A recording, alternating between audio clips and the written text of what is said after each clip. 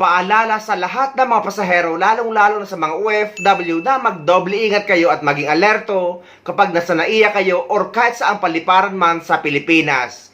Dahil 5 kababayan natin na sa Lisigang ay arestado sa NAIA Terminal 3. Ang modus nila ay kukunin nila ang atensyon ng pasahero at kapag nakuha ng atensyon ng isang pasahero ay may ibang kasamaan sila na nanakawin na ang dala nito. Kaya magdoble ingat tayo mga kababayan. Hinalang nga miyembro na isang salisigang na nambibiktima ng mga pasahero sa Ninoy Aquino International Airport Terminal 3 ang naaresto matapos ang ilang linggong surveillance ng Manila International Airport Authority at Airport Police Department. Ayon sa MIAA, sangkot ang grupo sa sunod-sunod na insidente ng pagnanakaw mula April 28 hanggang May 5, particular tuwing alas 10 hanggang alas 11 ng gabi kasabay ng palitan ng mga security personnel.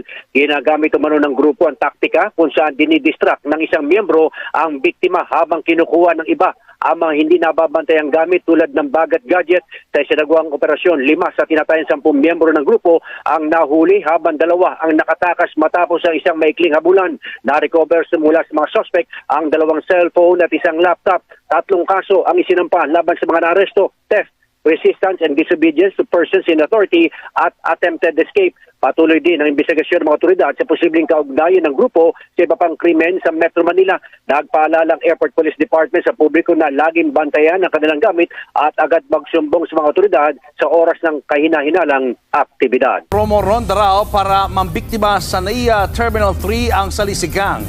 Pero 5 hinihinalang miyembro nila ang nasa kote ng dahil sa nabulilyasong pagnanakaw. Nasa frontline ng balitang yan si Camille Samonte. Walang kawala ang 5 kawatan ng McCorner sa loob mismo ng Ninoy Aquino International Airport Terminal 3 sa Pasay noong linggo. Ang mga suspect, miyembro umano ng salisigang.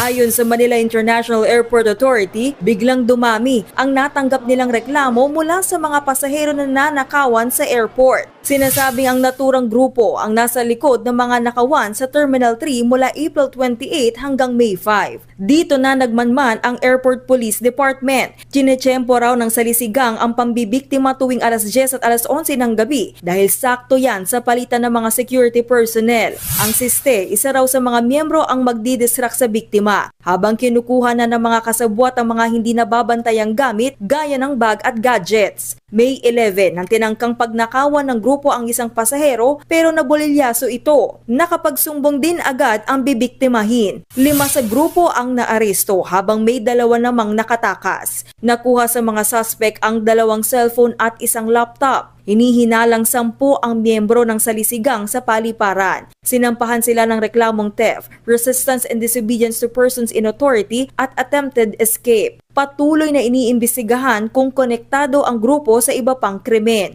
Paalala ng Manila International Airport Authority, pay close attention to their belongings. Cameras alone won't be able to save their stuff, di ba?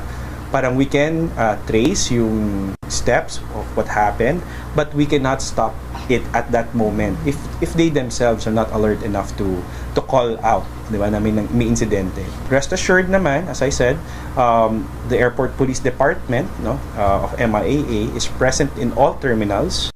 Ang nakakalungkot lang na sarili natin paliparan na nagdadala ng pride ng Pilipinas o pangalan ng Pilipinas ay napakaraming kawatan na hindi matigil-tigil at hindi maalis-alis, mapa-empleyado man or mga sindikato na nasa loob niyan. Hindi kagaya dito sa ibang bansa na kahit may maiwan kang mahalagang bagay o kahit wallet mo pa, kung paano mo ito naiwan ay ganun mo rin ito babalikan. Hindi kagaya sa NAIA na hawak-hawak mo na nga ang gamit mo ay may manloloko pa sa'yo.